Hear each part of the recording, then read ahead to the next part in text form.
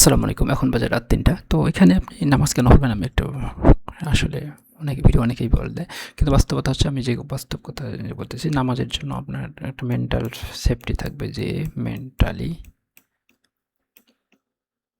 Mentally আপনি ভালো থাকবেন। যদি আপনি আপনার জীবনে যে সমস্যা হোক, যেটাই হোক, আপনি ধোঁকা খাইছেন আর যে অবস্থায় আছেন না কেন সেটা ধরেন আপনি মানুষ হিসেবে একা, তাই না? তো আপনার একজন মালিক আছে, তিনি হচ্ছেন আল্লাহ। তো আপনি যত বিচার, যত আচার মানে যাই বলেন না কেন, যেটাই হচ্ছে কেন আপনার লাইফের সঙ্গে, সেটাই বিচার দিচ্ছেন কাকে? সেই রবের কাছে, যেই রব আপনাকে সৃষ্টি করেছে, যে রব আপনাকে বাঁচিয়ে রেখেছে, যে রব আপনাকে নিঃশ্বাস দিয়ে রক্ষা করছে, এই মুহূর্ত পর্যন্ত বাঁচিয়ে রাখছে। এটাই তো বিশাল, এটাই তো কোটি কোটি শুকরিয়া আদায় করতে হবে অবশ্যই প্রতিদিন।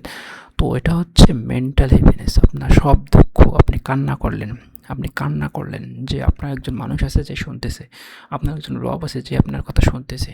এই রব এত রাত, এত গভীর রাত।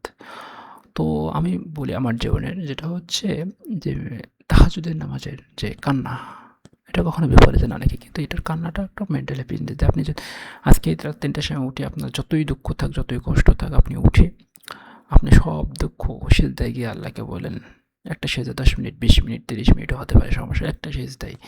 তো একটা সেজদাই মানুষের জীবনকে বদলে দিতে পারে। তো এটা হচ্ছে মানুষের মানুষের সাথে মানুষের রবের সম্পর্ক যতটা গভীর হয়, এটাই নামাজের মাধ্যমে সেটা প্রকাশ পায়। আপনি কত লম্বা নামাজ পড়তেছেন, আপনি ২ রাকাত নামাজ পড়তে আপনি ২০ মিনিট লাগতেই পারে, এটাই স্বাভাবিক। যারা মানে গভীর নামাজ পড়ে, গভীর রবের সাথে কথা বলে, নামাজ পড়া হচ্ছে রবের সাথে কথা বলে। তো আপনার সমস্যাই যদি আপনার রবের সাথে কথা বলেন, পৃথিবীর আর কাউকে শেয়ার করার দরকার নেই। তো আমি বলি যে মানুষটার সঙ্গে আল্লাহর সম্পর্ক ভালো, সেই মানুষটার সঙ্গে পৃথিবীর আর কারো সম্পর্ক ভালো থাক আর না থাক, সেটা কোনো ম্যাটার করে না। সেই মানুষগুলোর সাথে সমাজে বনে না, বুঝতে পারছেন? বর্তমান সমাজটা আসলে আমাদের ইসলামিক না, ইসলামিক টাইপেরও না। তো এটা হচ্ছে আপনি যত খারাপ হবেন এই সমাজের জন্য তত ভালো। আর নামাজ কেন পড়বেন? এখানে হচ্ছে মেন্টাল হ্যাপিনেস পাবেন, আপনার মন ভালো থাকবে অলওয়েজ।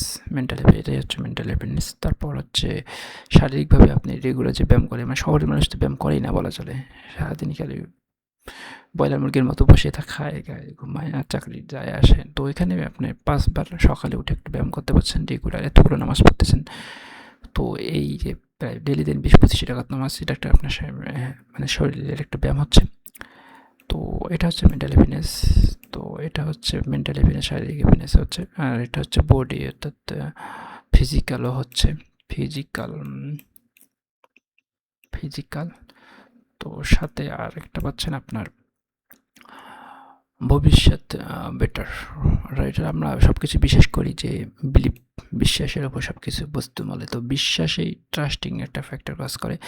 আর এখানে আরেকটা কথা হচ্ছে অন্যর মনে যে প্রশান্তি, একটা শান্তির ব্যাপার কাজ করে, যেটা অন্যের মনে কাজ করবে সেটা আপনার মনে কাজ করবে, যে আপনি আপনার রবের সাথে সম্পর্ক বেটার আছেন। তো এই পৃথিবীতে কোনো কিছু আপনার, এই পৃথিবীটাই তো তার দেওয়া। তো আপনার এখানে কোনো প্যারা নাই, চিল মোডে একটা কথা বলা আছে না, তো চিল মোডে এখানে থাকবেন। এখানে আপনার কোনো একটা মানসিক শান্তি, আপনি যেখানে যাবেন সেখানে আপনার শান্তি, হাসি খুশিতে থাকবেন। এই মানুষগুলো সবসময় হাসি খুশি হয়, দেখবে যারা নামাজ কালাম পড়ে সবসময় আল্লাহ নিয়মে চলে, সেই মানুষগুলো সমাজে তাদের অবস্থান কী হয় হোক, কিন্তু ওই মানুষগুলো হাসি খুশি বেঁচে থাকতে পারে, তাই না?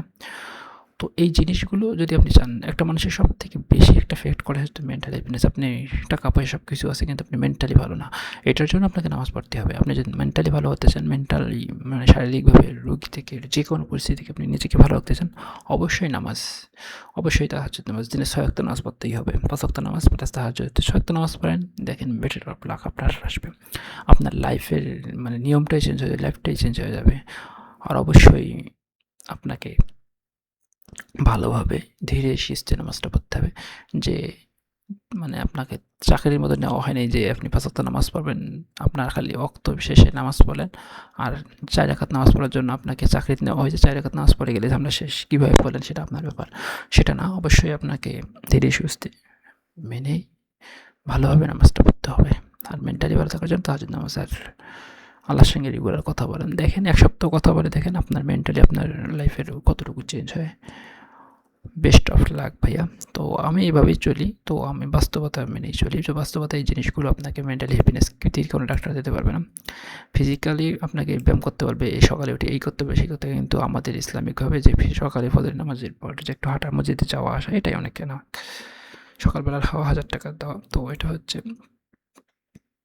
মানুষের মানে আপনি সবসময় শান্তি থাকবেন, হাসি খুশি মুডে থাকবেন। তো এখানে আপনার আরেকটা হচ্ছে অন্যের দেওয়ার মতো রিজিক নিয়ে আপনাকে কোনো টেনশন করতে হবে না। রিজিকের মালিক তো আপনার আল্লাহ নিয়ে নিছে, তাই না? তো এখানে রিজিক নিয়ে কোনো টেনশন হবে না ইনশাআল্লাহ। তো এটা নিয়ে আপনারা তো আপনার রেগুলার নামাজ কেন পড়বেন না? আমরা মুসলমান হিসেবে জন্ম নিয়েছি, তো আমরা রেগুলার নামাজ যদি না থাকে তাহলে মুসলমানের অস্তিত্ব নাই, তাই না? আপনি নামাজ পড়লেন না, তার মানে আপনার মুসলমান থেকে নাম অলরেডি কাটা হয়ে গেছে। তো এইগুলো আপনাকে মানতেই হবে যে আপনাকে নামাজ পড়তে